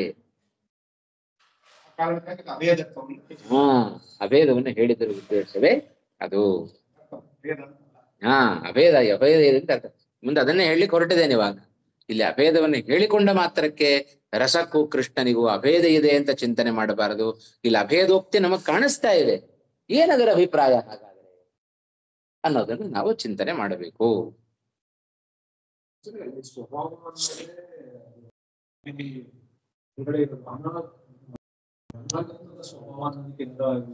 ಅಲ್ಲ ಅದೇ ಹಾಗೆ ಅನಾಗಂತುಕ ಸ್ವಭಾವ ಅದು ಸಹಜ, ಅದು ಹೇಳಿದ್ದಷ್ಟೇ. ಅಲ್ಲಿ ಸಹಜವಾಗಿ ಅದು ನೀರಿನ ಸ್ವಭಾವ ಆಗ್ಲಿಕ್ಕೆ, ಸ್ವಭಾವ ಅಂದ್ರೆ ಅದು ಅನಾಗಂತುಕ ಆಗೇ ಇರುತ್ತೆ. ಮತ್ತ್ಯಾಕೆ ಅನಾಗಂತುಕ ಅಂತ ಕೊಟ್ಟಿದ್ದಾರೆ ಅಂದ್ರೆ ಆ ಸ್ವಭಾವ ಅದು ಯಾವಾಗ್ಲೂ ಕೂಡ ಅನಾಗಂತುಕವಾಗಿರುತ್ತೆ ಅನ್ನೋದು ತಿಳಿಸ್ಕೊಟ್ಟಿತ್ತು. ಅದೇನೋ ಅದು ಸ್ವಭಾವ ಅಂತ ಆದ್ರೆ ಎಲ್ಲೋ ಹೊರಗಿನಿಂದ ಬಂದದ್ದು ಅಂತ ಅರ್ಥ ಅಲ್ಲ, ಅದು ಅನಾಗಂತುಕ. ಆಯ್ತಾ? ಯಾಕಂದ್ರೆ ನಮಗೆ ಸಂಶಯ ಬರಬಹುದು. ಕೆಲವೊಬ್ಬರಲ್ಲಿ ಶಕ್ತಿ ಇರುತ್ತೆ, ಏನೋ ಔಷಧಿ ತಗೊಂಡು ಶಕ್ತಿಯನ್ನು ಪಡೆದುಕೊಂಡಿರ್ತಾರೆ, ಉದ್ದೀಪನ ಮದ್ದು ತಗೊಂಡಿರ್ತಾರೆ, ಭಾರಿ ಶಕ್ತಿ ಬರುತ್ತೆ, ಭಾರಿ ಆಟ ಆಡ್ತಾರೆ, ಎಲ್ಲ ಮಾಡ್ತಾರೆ. ಅದು ನಮಗೆ ಸಂಶಯ ಬರುತ್ತೆ, ಓ ಇದು ಶಕ್ತಿ ಸ್ವಾಭಾವಿಕವೋ ಅಸ್ವಾಭಾವಿಕವೋ, ಹಾಗೆಲ್ಲ ನಮಗೆ ಸಂಶಯ ಬರುತ್ತೆ. ಅಂಥ ಸಂಶಯಗಳು ಬಾರದಿರಲಿ ಅಂತ ಹೇಳಿ ನೀರಿನ ಗುಣ ಅದು ಅನಾಗಂತುಕವಾದದ್ದು. ಅದು ಅದರ ಸ್ವಭಾವ ಆಗಲಿಕ್ಕೆ ಇವನ ಕಾರಣ, ಇವನ ಪಾತ್ರ ಇದೆ, ಭಗವಂತನ ಪಾತ್ರ ಇದೆ. ಹಾಗೆ ನೀರಿನಲ್ಲಿರುವ ಅನೇಕ ಗುಣಗಳಲ್ಲಿ ರಸಕ್ಕೆ ಸಾರತ್ವವನ್ನು ತಂದುಕೊಡುವ ವಿಷಯದಲ್ಲಿ, ಮತ್ತೆ ಆ ಸಾರವಾದ ರಸವನ್ನ ಭೋಕ್ತೃ ಅದನ್ನ ಭೋಗಿಸುವ ವಿಷಯದಲ್ಲಿ ಎಲ್ಲದಕ್ಕೂ ಕೂಡ ಭಗವಂತನೇ ವಿಶೇಷವಾಗಿ ಕಾರಣನಾಗಿದ್ದಾನೆ. ಆದ್ದರಿಂದ ನಾನೇ ರಸನಾಗಿದ್ದೇನೆ ಅನ್ನುವ ಅಭೇದೋಕ್ತಿಯನ್ನ ನಾವು ಮೂಲದಲ್ಲಿ ಕಾಣಬೇಕು. ಮುಂದೆ ಹೇಳ್ತಾರೆ, ಇನ್ನು ಅಲ್ಲ ಮುಂದೆ ಇನ್ನೂ ಅನೇಕ ಉಲ್ಲೇಖ ಮಾಡ್ತಾರೆ. ಈ ಶ್ಲೋಕದಲ್ಲಿದೆ, ಮುಂದಿನ ಶ್ಲೋಕದಲ್ಲಿದೆ. ಎಲ್ಲದಕ್ಕೂ ಅಷ್ಟೇ ಅದು ಅವರವರ ಪ್ರಾರಬ್ಧ ಕರ್ಮ ಕಾರಣ. ಗೊತ್ತಾಯ್ತಾ? ನಾವು ಕೆಲವೊಮ್ಮೆ ಒಳ್ಳೆಯವರಾಗಿರ್ತೇವೆ, ಕೆಲವೊಮ್ಮೆ ಕೆಟ್ಟವರಾಗಿರ್ತೇವೆ. ಏನ್ ಕಾರಣ? ಒಳ್ಳೆಯವರಾಗಿದ್ದಾಗ ನಮ್ಮ ಪುಣ್ಯ ವಿಶೇಷ ಕೆಲಸ ಮಾಡುತ್ತಾ ಇದೆ ಅಂತ ಅರ್ಥ. ಕೆಟ್ಟವರಾಗಿದ್ದೆ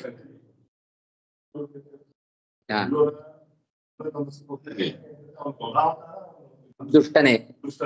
ಸರಿ, ಹೌದು. ಎಲ್ಲದು ಪ್ರತಿಯೊಬ್ಬರ ಯೋಗ್ಯತೆಗೂ ಅವನೇ ಕಾರಣ. ಗೊತ್ತಾಯ್ತಾ? ಯೋಗ್ಯತೆಗೆ ಕಾರಣ ಅಂದ ಮಾತ್ರಕ್ಕೆ ಅವನೇನು ಹೊಸದಾಗಿ ಸೃಷ್ಟಿ ಮಾಡಿದಾನೆ ಅಂತ ಅರ್ಥ ಅಲ್ಲ. ಗೊತ್ತಾಯ್ತಾ?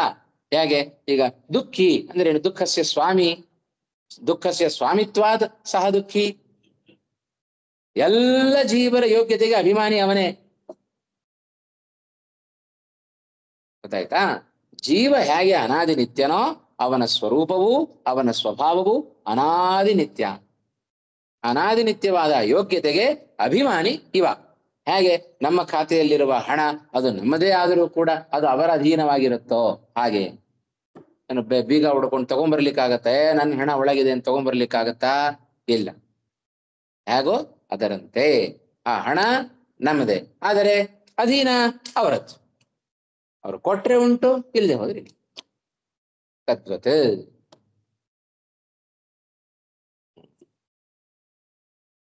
ಸರಿ, ಈ ಒಂದು ರಸದ ಬಗ್ಗೆ ಹೇಳಿದ. ಇನ್ನು ಪ್ರಭಾಸ್ಮಿ ಶಶಿ ಸೂರ್ಯಯೋಹೋ ಎರಡನೇ ವಿಶೇಷಣ, ಎರಡನೇ ಅಂಶ ಹೇಳ್ತಾ ಇದ್ದಾನೆ. ಶಶಿ ಸೂರ್ಯಯೋಹೋ ಯಾ ಪ್ರಭಾ ತಸ್ಯಾಹ ಶಶಿ ಸೂರ್ಯಯೋಹೋ ಸೇಮ್ ಶಶಿ ಸೂರ್ಯಯೋಹೋ ಅನಾಗಂತುಕ ಧರ್ಮತ್ವೇ. ಆ ಶಶಿ ಸೂರ್ಯರಲ್ಲಿ ಆ ಪ್ರಭೆ ಅವರ ಅದು ಸ್ವಭಾವ ಅಂತಾಗಬೇಕಾದ್ರೆ ಹೌದ್ ತಾನೆ? ಸೂರ್ಯನ ಸ್ವಭಾವ ಏನು? ಪ್ರಖರವಾದ ಕಿರಣಗಳನ್ನು ಸೂಸೋದೇ ಸೂರ್ಯನ ಕ್ರಿಯೆ, ಅದೇ ಅವನ ಸ್ವರೂಪ, ಅದೇ ಅವನ ಸ್ವಭಾವ. ತಂಪಾದ ಕಿರಣಗಳನ್ನು ಸೂಸೋದೇ ಚಂದ್ರನ ಸ್ವಭಾವ. ಅವರ ಸ್ವರೂಪ ಆಗಬೇಕಾದರೆ, ಅವರ ಸ್ವಭಾವ ಆಗಬೇಕಾದರೆ ಅದಕ್ಕೆ ಕಾರಣ ಭಗವಂತ. ಧರ್ಮತ್ವೇ ಚಂದ್ರ ಸೂರ್ಯಯೋಹೋ ಧರ್ಮೇಶು ಸಾರತ್ವೇ ಪ್ರಭಾತ್ವೇ ವಿಶೇಷತಃ ಕಾರಣತ್ವಾತ್ ಅಹಂ ಪ್ರಭಾ ಅಸ್ಮಿ ಇತ್ಯಭೇದೋಕ್ತಿ. ಸೇಮ್, ಎಲ್ಲವೂ ಕೂಡ ಹಿಂದಿನ ಹಾಗೆಯೇ. ಶಶಿ ಸೂರ್ಯಯೋಹೋ ಅನಾಗಂತುಕ ಧರ್ಮತ್ವೇ, ಆ ಪ್ರಭಾ ಸೂರ್ಯಚಂದ್ರರ ಸ್ವಾಭಾವಿಕವಾದ ಧರ್ಮವಾಗುವ ವಿಷಯದಲ್ಲಿ, ಚಂದ್ರ ಸೂರ್ಯ ಧರ್ಮೇಶು ಸಾರತ್ವೇ, ಆ ಅವರಲ್ಲಿಯೂ ಕೂಡ ಅನೇಕ ಧರ್ಮಗಳಿದ್ದಾವೆ, ಅದರಲ್ಲಿ ಈ ಪ್ರಭೆಗೆ ಸಾರತ್ವವನ್ನು ತಂದುಕೊಡುವ ವಿಷಯದಲ್ಲಿ, ಪ್ರಭಾತ್ವೇ ಪ್ರಭೆಯಲ್ಲಿ ಪ್ರಭಾತ್ವವನ್ನು ತಂದುಕೊಡುವ ವಿಷಯದಲ್ಲಿ ಹರೇಹೇ ವಿಶೇಷತಃ ಕಾರಣತ್ವಾತ್, ಭಗವಂತ ಅದೆಲ್ಲದಕ್ಕೂ ಕೂಡ ವಿಶೇಷವಾಗಿ ಕಾರಣನಾಗಿದ್ದಾನೆ. ಆಯ್ತಾ? ಆದ್ದರಿಂದ ಅವ ಏನಂತ ಹೇಳ್ಕೊಂಡ? ಅಹಂ ಪ್ರಭಾಸ್ಮಿ. ಹೇಳ್ಕೊಳ್ಳಿಕ್ಕೆ ಅವನಿಗೆ ತಾಕತ್ತಿದೆ ತಾನೆ, ಅವನ ಯೋಗ್ಯತೆ ಇದೆ ತಾನೆ. ಯಾಕಂದ್ರೆ ಅವನು ಇಷ್ಟು ಕೊಡುಗೆ ಇದೆ ರೀ ಭಗವಂತನಿದ್ದು. ಹಾಗಾಗಿ ನಾನೇ ಅದಾಗಿದ್ದೇನೆ ಅಂತ ಅವನು ಹೇಳ್ಕೊಳ್ಬಹುದು ಧೈರ್ಯವಾಗಿ. ಈ ಹಣ ಎಲ್ಲ ನಂದೇ, ಯಾಕೆಂದ್ರೆ ಕಷ್ಟಪಟ್ಟು ಸಂಪಾದನೆ. ಹಣ ನಾನು ಒಂದೇನಾ? ಅಭೇದ ಉಂಟ, ಭೇದ ಉಂಟ. ನಾವು ಸಂಪಾದನೆ ಮಾಡಿದ ಹಣಕ್ಕೂ ನಮಗೂ ಭೇದ ಉಂಟ, ಅಭೇದ ಉಂಟ? ಭೇದನೇ ಇದೆ. ಇದು ನಂದೇ ಹಣ, ನಾನೇ ಇದು ಹೇಳ್ಕೊಳ್ತೇವೋ ಇಲ್ಲಿ? ಯಾಕೆ? ಅಷ್ಟು ಕಷ್ಟಪಟ್ಟು ಅದನ್ನು ಸಂಪಾದನೆ ಮಾಡಿದ್ದೇವೆ, ಅಷ್ಟು ಅದರ ವಿಷಯದಲ್ಲಿ ನಮ್ಮ ಪಾತ್ರ ಅಷ್ಟಿದೆ. ಹಾಗಾಗಿ ಹೇಳಿಕೊಳ್ಳೋದರಲ್ಲಿ ಏನು ತಪ್ಪಿಲ್ಲ. ಹಾಗೆ ಭಗವಂತನು ಇಲ್ಲಿ ಹೇಳ್ಕೊಳ್ತಾ ಇದ್ದಾನೆ, ಇದೇ ವಿಜ್ಞಾನ. ಅದರಂತೆ ಸರ್ವ ವೇದೇಶು ಸಾರಭೂತಃ ಯಃ ಪ್ರಣವಃ ತಸ್ಯ ವೇದ ಸಾರತ್ವಂ. ಆ ಪ್ರಣವಕ್ಕೆ ವೇದಗಳ ಸಾರತ್ವವನ್ನು ತಂದುಕೊಡುವ ವಿಷಯದಲ್ಲಿ, ಪ್ರಣವಕ್ಕೆ ಪ್ರಣವತ್ವವನ್ನು ತಂದುಕೊಡುವ ವಿಷಯದಲ್ಲಿ ಅಷ್ಟೇ ಅಲ್ಲ, ಆ ಪ್ರಣವ ಎಂಬುದು ಈಶಾಧೀನವಾಗಿದೆ. ಆದ್ದರಿಂದಲೂ ಸರ್ವ ವೇದೇಶು ಅಹಂ ಪ್ರಣವಃ ಅಂತ ಹೇಳಿಕೊಂಡ. ನೋಡಿದ್ರೆ ಒಂದು ಮೊದಲನೇ ಚೆನ್ನಾಗಿ ಅರ್ಥ ಮಾಡ್ಕೊಂಡ್ರೆ ಉಳಿದದ್ದೆಲ್ಲ ಸರಳವಾಗಿ ಅರ್ಥ ಆಗುತ್ತೆ. ಖೇ ಆಕಾಶೇ, ಖಂ ಅಂದ್ರೆ ಆಕಾಶ, ಆಯ್ತಾ? ಖೇ ಆಕಾಶೇ ಯಹ ಶಬ್ದ, ಶಬ್ದ ಅದು ಆಕಾಶದ ಅಸಾಧಾರಣವಾದ ಗುಣ. ಮತ್ ಯಾವುದರಲ್ಲಿಯೂ ಶಬ್ದ ಬರೋದಿಲ್ಲ, ಆಕಾಶದಲ್ಲಿ ಇರತಕ್ಕಂಥ ಅಸಾಧಾರಣವಾದ ಗುಣ ಅದು. ಖೇ ಆಕಾಶೇ ಯಹ ಶಬ್ದ, ಯಾವುದದು? ಧ್ವನ್ಯಾತ್ಮಕ. ತಸ್ಯ ಆಕಾಶ ಅನಾಗಂತುಕ ಧರ್ಮತ್ವಂ. ತಸ್ಯ ಅಂದ್ರೆ ಧ್ವನ್ಯಾತ್ಮಕ ಶಬ್ದಸ್ಯ ಆಕಾಶ ಅನಾಗಂತುಕ ಧರ್ಮತ್ವಂ. ಅದು ಆಕಾಶದ ಸ್ವಾಭಾವಿಕವಾದ ಧರ್ಮವಾಗುವುದ ವಿಷಯದಲ್ಲಿ ಸಂಖ್ಯಾದಿ ಆಕಾಶ ಧರ್ಮೇಶು ಸಾರತ್ವಂ ಶಬ್ದತ್ವಂಚ ಈಶಾಯತ್ತಂ ತದ್ಭೋಗಶ್ಚ ಶಬ್ದ ಇತಿ ಶಬ್ದ ಅಹಂ ಅಸ್ಮಿ ಇತ್ಯುಚ್ಯತೆ. ಇಷ್ಟು ಕೆಲಸ ಮಾಡುತ್ತಾನೆ ಭಗವಂತ. ಆ ಶಬ್ದವನ್ನ ಭೋಗಿಸುವ ವಿಷಯದಲ್ಲಿ, ಶಬ್ದಕ್ಕೆ ಶಬ್ದತ್ವವನ್ನು ತಂದುಕೊಡುವ ವಿಷಯದಲ್ಲಿ, ಅಷ್ಟೇ ಅಲ್ಲ, ಆ ಶಬ್ದವು ಭಗವಂತನ ಅಧೀನವಾಗಿದೆ. ಜೊತೆಗೆ ಸಂಖ್ಯಾದಿ ಅನೇಕ ಧರ್ಮಗಳಲ್ಲಿ ಶಬ್ದಕ್ಕೆ ಸಾರತ್ವವನ್ನು ತಂದುಕೊಡುವ ವಿಷಯದಲ್ಲಿ, ಆ ಶಬ್ದವು ಆಕಾಶದ ಸ್ವಾಭಾವಿಕ ಧರ್ಮವಾಗುವ ವಿಷಯದಲ್ಲಿ, ಎಲ್ಲದರಲ್ಲಿಯೂ ಕೂಡ ವಿಶೇಷವಾಗಿ ಭಗವಂತನೇ ಕಾರಣನಾಗಿದ್ದಾನಾದ್ದರಿಂದ ಶಬ್ದ ಅಹಂ ಅಂತ ಹೇಳಿಕೊಂಡ. ಈಶಾಯತ್ತಂ, ಆಯತ್ತಂ ನಾಮ ಅಧೀನಂ, ತದ್ಭೋಗಶ್ಚ, ಆ ಶಬ್ದವನ್ನು ಭೋಗಿಸುವವನು ಅವನೇ. ಇತಿ ಶಬ್ದ ಅಹಂ ಅಸ್ಮಿ ಇತಿ ಇತ್ಯುಚ್ಯತೆ. ನೋಡ್ರಿ, ಅಲ್ಲಿ ಓದ್ಬೇಕಾದ್ರೆ ಸರಿಯಾಗಿ ಓದ್ಬೇಕು. ಶಬ್ದ ಇತಿ ಶಬ್ದ ಅಹಂ ಅಸ್ಮಿ ಇತ್ಯುಚ್ಯತೆ. ಮೂಲಕ್ಕೆ ಹೋಗ್ಬೇಕು, ಮೂಲದ ಶಬ್ದ ಅದು. ಇಷ್ಟೆಲ್ಲ ಕಾರಣಗಳಿಂದ ಅಹಂ ಶಬ್ದ ಅಸ್ಮಿ ಎಂಬುದಾಗಿ ನಾನು ಹೇಳಿಕೊಳ್ಳುತ್ತೇನೆ ಅಂತ ಹೇಳಿದೆ. ಇನ್ನು ಕೊನೆಯದೊಂದು ಉಳಿತು ಈ ಶ್ಲೋಕದಲ್ಲಿ. ನೃಷು ಯತ್ ಪೌರುಷಂ ಸ್ತ್ರೀ ವ್ಯಾವೃತ್ತ. ಸ್ತ್ರೀಯರಿಗಿಂತ ಭಿನ್ನವಾದ, ವ್ಯಾವೃತ್ತ ಶಬ್ದಕ್ಕೆ ಭಿನ್ನ ಅಂತ ಅರ್ಥ. ಸ್ತ್ರೀಯರಿಗಿಂತ ಭಿನ್ನವಾದ ಯಾವ ಒಂದು ಪೌರುಷ ಇದೆಯೋ, ಪ್ರಾಗಲ್ಭ್ಯ ವಿಶೇಷ ಅಂದ್ರೆ ಹೆಚ್ಚಾದ ಅಂತ ಅರ್ಥ. ಹೆಚ್ಚಾದ ಒಂದು ಶಕ್ತಿ, ತಸ್ಯ ಸತ್ತಾ ಪ್ರತೀತಿ ಕಾರಣತ್ವಾತ್. ಆಯ್ತಾ? ಎರಡಕ್ಕೂ ಅಷ್ಟೇ, ಅದರ ಇರುವಿಕೆ ಮತ್ತು ಅದರ ಪ್ರತೀತಿ ಜ್ಞಾನ, ಇದೆರಡಕ್ಕೂ ಕೂಡ ಕಾರಣನಾದವನು ನಾನೇ ಆದ್ದರಿಂದ ನೃಷು ಪೌರುಷಂ ಅಹಮೇವ ಅಸ್ಮಿ ಅಂತ ಹೇಳಿಕೊಂಡ. ಹೌದಾ ಇಲ್ಲ? ಅರ್ಥ ಆಯ್ತಾ? ಸತ್ತಾ ಇರುವಿಕೆಗೆ ಮತ್ತೆ ಇದ್ದ ಆ ಪೌರುಷದ ಪ್ರತೀತಿಗೆ ನಾನೇ ಕಾರಣನಾಗಿದ್ದೇನೆ.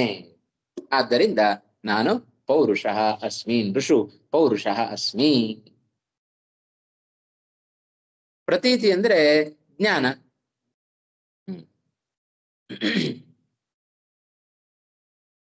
ಸರಿ ಹೋಯ್ತಾ ಮಧುಸಿಂಹ ಅವರು? ಏನಾದ್ರು ಸಂಶಯ ಇದೆಯಾ? ಹಾ, ಈಗ ನೋಡ್ರಿ ಶ್ಲೋಕ ಮತ್ತೆ. ರಸೋಹ ಅಪ್ಸು ರಸೋಹಂ ಅಪ್ಸು ಶಶಿ ಸೂರ್ಯಯೋಃ ಪ್ರಭಾ ಅಸ್ಮಿ ಸರ್ವವೇದೇಷು ಪ್ರಣವಃ ಅಸ್ಮಿ ಖೇ ಶಬ್ದಃ ಅಸ್ಮಿ ನೃಷು ಪೌರುಷಂ ಅಸ್ಮಿ. ಎಷ್ಟು ಅರ್ಥ ವಿವರಣೆ ಇದೆ. ಇದೇ ವಿಜ್ಞಾನ. ಏನು ಹಿಂದೆ ಎರಡನೇ ಶ್ಲೋಕದಲ್ಲಿ ಏನು ಪ್ರತಿಜ್ಞೆ ಮಾಡಿದ್ದ ಜ್ಞಾನ ವಿಜ್ಞಾನದಿಂದ ಸಹಿತವಾದ ಜ್ಞಾನವನ್ನು ನಾನು ನಿನಗೆ ಬೋಧನೆ ಮಾಡುತ್ತೇನೆ, ಅದನ್ನು ತಿಳ್ಕೊಂಡ್ಬಿಟ್ರೆ ಅರ್ಜುನ ನಿನಗೆ ಅನ್ನ ಅವಶಿಷ್ಯತೆ, ಮುಂದೆ ತಿಳ್ಕೊಳ್ಬೇಕಾದ್ದು ನಿನಗೇನು ಉಳಿಯೋದಿಲ್ಲ. ನೀರಿನಲ್ಲಿರ್ತಕ್ಕಂಥ ಎಲ್ಲಾ ಧರ್ಮಗಳಲ್ಲಿ ಸಾರ ಅನ್ನೋದು ವಿಶೇಷ ಧರ್ಮ. ಅದು ರಸ. ರಸ ಅನ್ನೋದು ಸಾರ. ಈಗ ಬೇರೆ ಧರ್ಮಗಳಿಗೂ ಅವನೇ ಕಾರಣ ಎಲ್ಲ ಇದೆ, ಅದರಲ್ಲಿ ವಿಶೇಷ ಜ್ಞಾನ, ಇದು ವಿಶೇಷ ಜ್ಞಾನ ಅಂತ ಇಟ್ಕೋಬೇಕು. ಅದರಲ್ಲಿ ಸಾಮಾನ್ಯ ಗುಣ, ವಿಶೇಷ ಗುಣ. ಸಾಮಾನ್ಯ ಗುಣಗಳು ಅವನೇ ಕಾರಣ ಅನ್ನೋದು ನಮ್ಮ ಸಾಮಾನ್ಯ ಜ್ಞಾನ ಅಂತ ಇಟ್ಕೋಬೇಕಂತ ಸಹಜ. ಆಯ್ತಾ? ನೀರಿನಲ್ಲಿ ಅನೇಕ ಗುಣಗಳು, ಬರೀ ನೀರು ಒಂದೇ ಅಲ್ಲ, ಎಲ್ಲ ಪದಾರ್ಥಗಳಲ್ಲೂ ಅಷ್ಟೇ. ಮುಂದೆ ಹಾಗೆ ವಿಜ್ಞಾನ ಅಂದ್ರೆ ಅದರಲ್ಲಿ ಎಷ್ಟು ಪಾತ್ರ ಇದೆ ಭಗವಂತನದ್ದು, ಅದನ್ನ ವಿಚಾರ ಮಾಡುವಿಕೆ.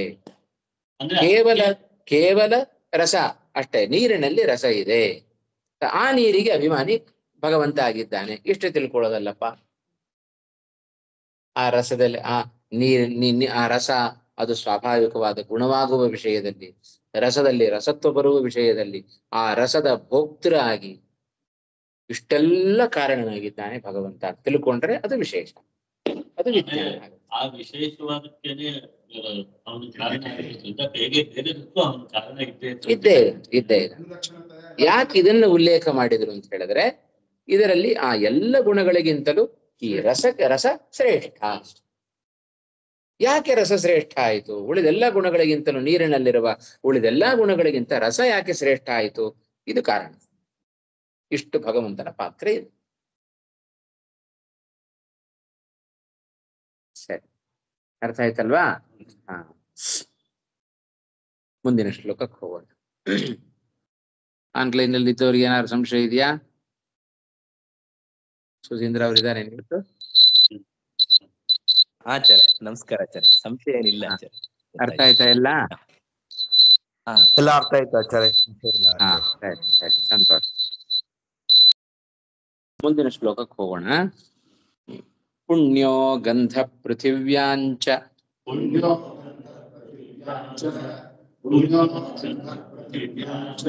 ತೇಜಶ್ಚಾಸ್ಮಿ ವಿಭಾವಸೌ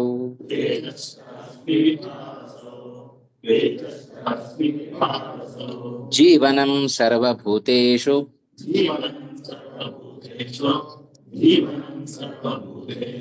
ತಪಶ್ಚಾಸ್ಮಿ ತಪಸ್ವಿಷು.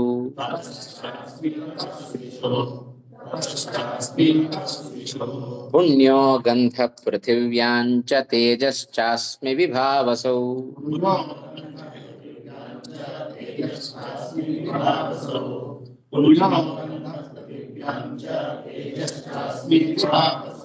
ಜೀವನಂ ಸರ್ವಭೂತೇಷು ತಪಶ್ಚಾಸ್ಮಿ ತಪಸ್ವಿಷು.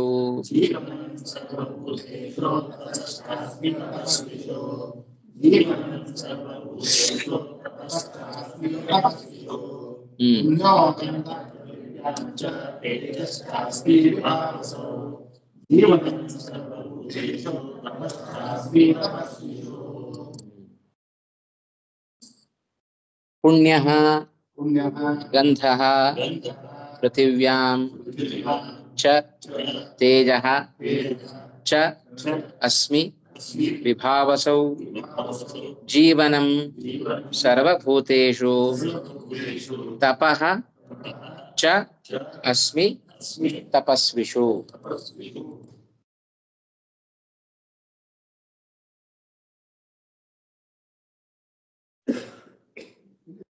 ಮತ್ತೆ ಬ್ರೇಕ್ ಮಾಡ್ಬೋದು ವಿಭಾವ ಅಸೌ ವಿಭಾವಸು ಅಂತ ಶಬ್ದ ಅದು, ಆಯ್ತಾ? ವಿಭಾವಸು ಅಂತ ಶಬ್ದ, ಉಕಾರ ಅಂತಹ ಪುಲ್ಲಿಂಗ, ವಿಭಾವಸು ಶಬ್ದ, ವಿಭಾವಸು ವಿಭಾವಸೌ ವಿಭಾವಸವಃ ವಿಭಾವಸೌ ಇದು ಸಪ್ತಮಿ ವಿಭಕ್ತಿ ಏಕವಚನೆ. ಹಿಂದಿನ ಶ್ಲೋಕಕ್ಕೆ ಭಾಷ್ಯ ತುಂಬಾ ಬರೀತಾರೆ ಶ್ರೀಮದಾಚಾರ್ಯ. ಭಾಷ್ಯ ಅಷ್ಟನ್ನು ಹೇಳಲಿಕ್ಕೆ ಹೋಗುದಿಲ್ಲ, ಭಾಷ್ಯದ ಎಲ್ಲ ವಿಷಯ ಸಂಗ್ರಹ ಮಾಡಿಬಿಟ್ರು. ಸರಳವಾಗಿ ಶ್ರೀಮದಾಚಾರ್ಯ ತಾತ್ಪರ್ಯದಲ್ಲಿ ಒಂದಿಷ್ಟು ಹೇಳ್ತಾರೆ, ಅದನ್ನ ಸುಮ್ಮನೆ ಓದ್ಬಿಡ್ತೇನೆ. ಇಷ್ಟು ಹೇಳಿದ ವಿಚಾರವೇ ಅದರಲ್ಲಿ ಉಂಟು. ಸೋಪ್ಸು ಸ್ಥಿತ್ವ, ಸೋಪ್ಸು ಸೋಪ್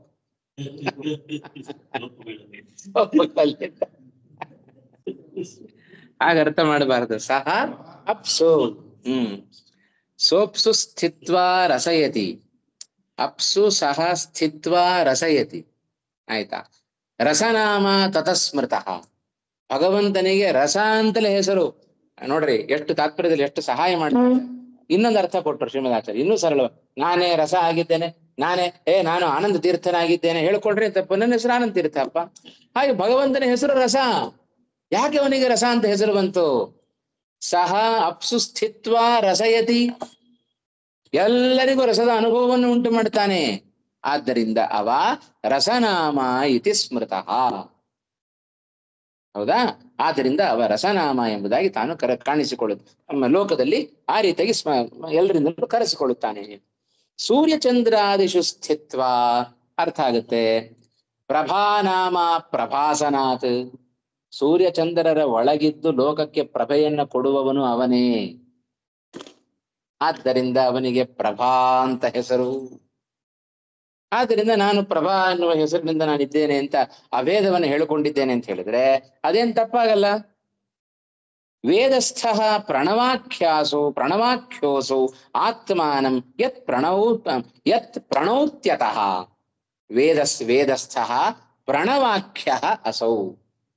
ಆಯ್ತಾ? ವೇದದಲ್ಲಿ ಪ್ರಣವ ಎನ್ನುವ ಹೆಸರು ಇವನಿಗೇನೆ. ಆದ್ರಿಂದ ಇವನು ಅಹಂ ವೇದೇಶು ಪ್ರಣವ ಹೇಳ್ಕೊಂಡಿದ್ದ, ನಾನೇ ಪ್ರಣವ ಆಗಿದ್ದೇನೆ, ಏನು ತಪ್ಪಿಲ್ಲ. ಆತ್ಮಾನಂ ಯತ್ ಪ್ರಣೌತ್ಯತಃ ಖೇ ಸ್ಥಿತಃ ಶಬ್ದನಾಮಾಸೌ, ಸರ್ವಶಬ್ದವಾಚ್ಯ ಭಗವಂತ. ಅದಕ್ಕೆ ಒಂದು ಶ್ರುತಿ, ಭಾಷ್ಯದಲ್ಲಿ ಒಂದು ಶ್ರುತಿಯನ್ನು ಉಲ್ಲೇಖ ಮಾಡುತ್ತಾರಲ್ಲ, ಹೇಳ್ತಾ ಇದ್ದೀರಿ ತತ್ವಪ್ರಕಾಶಕ, ಹೇಳ್ರಿ. ಪ್ರಾರಂಭದಲ್ಲೇ ಬರುತ್ತೆ, ನಾಮಾನಿ ಸರ್ವಾಣಿ ಯಮಾವಿಶಂತಿ ತಂ ವೈ ವಿಷ್ಣುಂ ಪರಮಮುದಾಹರಂತಿ ಇತಿ ಭಾಲ್ಲವೇಯ ಶ್ರುತಿ. ಭಾಷ್ಯದಲ್ಲಿ ಭಾಲ್ಲವೇಯ ಅನ್ನುವ ಶ್ರುತಿಯನ್ನ ಶ್ರೀಮದಾಚಾರ್ಯರು ಉಲ್ಲೇಖ ಮಾಡಿ ಹೇಳ್ತಾ ಇದ್ದಾರೆ. ನಾಮಾನಿ ಸರ್ವಾಣಿ ಯಮಾವಿಶಂತಿ ತಂ ವೈ ವಿಷ್ಣುಂ ಪರಮಮುದಾಹರಂತಿ ಅನ್ನುವ ಶ್ರುತಿಯನ್ನು ಉದಾಹರಣೆ ಕೊಡುವುದರ ಮೂಲಕ ಎಲ್ಲ ನಾಮಗಳು ಭಗವಂತನನ್ನೇ ಪ್ರವೇಶ ಮಾಡುತ್ತವೆ, ಅಂದ್ರೆ ಭಗವಂತನನ್ನೇ ಹೇಳ್ತಾವೆ ಅಂತ ಹೇಳಿ ಸಕಲ ಶಬ್ದ ವಾಚ್ಯತ್ವವನ್ನ ಭಗವಂತನಲ್ಲಿ ಸಮನ್ವಯ ಮಾಡುತ್ತಾರೆ.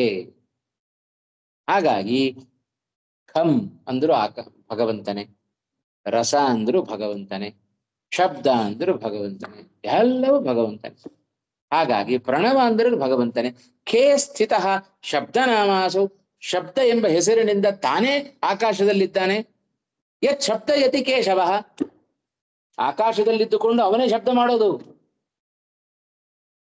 ಹಾಗಾಗಿ ಅವನು ನಾನೇ ಆಗಿದ್ದೇನೆ, ಎಲ್ಲವೂ ನಾನೇ ಆಗಿದ್ದೇನೆ ಅಂತ ಹೇಳಿಕೊಳ್ಳೋದ್ರಲ್ಲಿ ಏನೂ ತಪ್ಪಿಲ್ಲ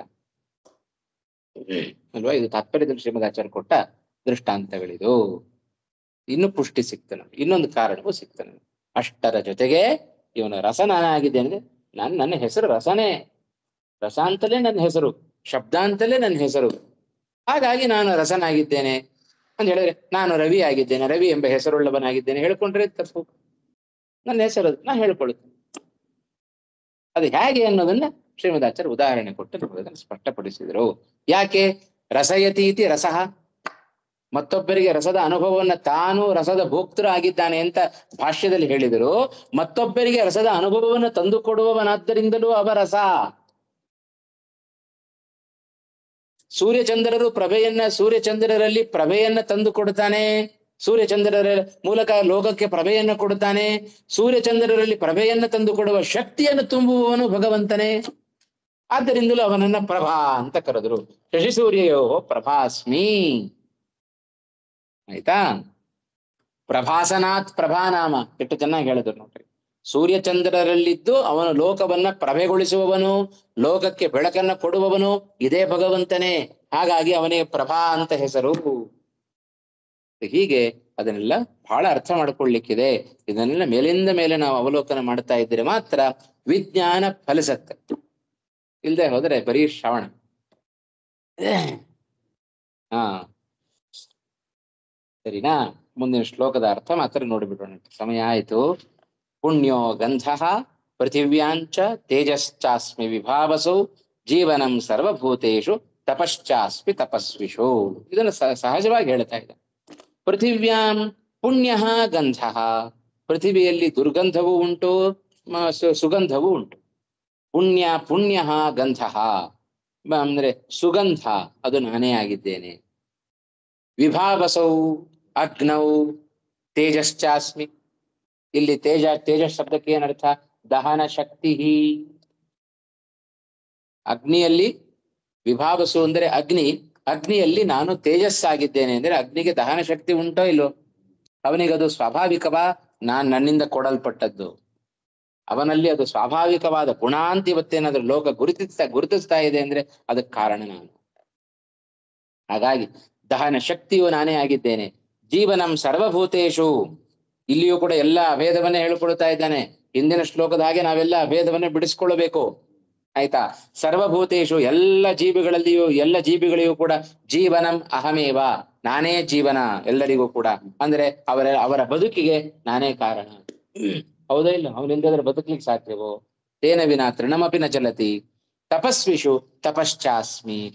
ತಪಸ್ವಿಗಳಲ್ಲಿ ಅವರು ಮಾಡುವ ತಪಸ್ಸು ಅದು ನಾನೇ ಆಗಿದ್ದೇನೆ. ಅದು ಅವರಿಗೆ ಸ್ವಾತಂತ್ರ್ಯ ಇಲ್ಲ, ನಾನು ಮಾಡಿಸಿದ್ದಕ್ಕೆ ಅವರು ಮಾಡ್ತಾ ಇದ್ದಾರೆ. ಆದ್ದರಿಂದ ತಪಸ್ವಿಷು ತಪಃ ತಪಶ್ಚ ಅಹಮೇವ ಅಸ್ಮಿ. ತಪಸ್ಸು ನಾನೇ ಆಗಿದ್ದೇನೆ ಅಂತ ಈ ಶ್ಲೋಕದಲ್ಲಿಯೂ ಕೂಡ ಅದೇ ರೀತಿಯಲ್ಲಿ ಅಭೇದವನ್ನ ಹೇಳಿಕೊಂಡು ಕೃಷ್ಣ ತನ್ನ ವಿಜ್ಞಾನವನ್ನ ತೋರಿಸಿಕೊಡ್ತಾ ಇದ್ದಾನೆ. ಇದರ ವಿವರಣೆಯನ್ನು ನಾಳೆ ದಿವಸದ ಪಾಠದಲ್ಲಿ ನೋಡೋಣ ಅಂತ ಹೇಳ್ತಾ ಇವತ್ತಿನ ಪಾಠವನ್ನು ಮುಕ್ತಾಯ ಮಾಡುತ್ತೇನೆ. ಶ್ರೀ ಕೃಷ್ಣಾರ್ಪಣಮಸ್ತು. ಶ್ರೀ ಹರೇ